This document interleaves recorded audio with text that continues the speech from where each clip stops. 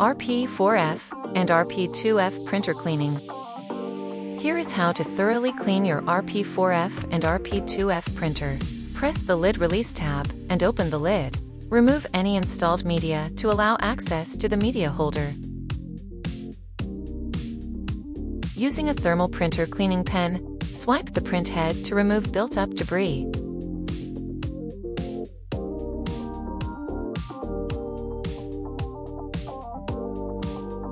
Then swipe the lid sensor above the media tray and on the lid door.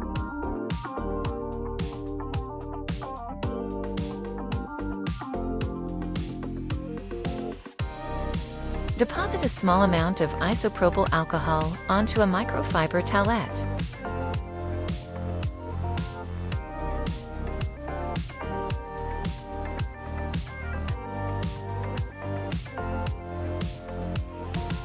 On the lid door, clean the media roller with the towelette, rotating the roller after each swipe to ensure full cleaning.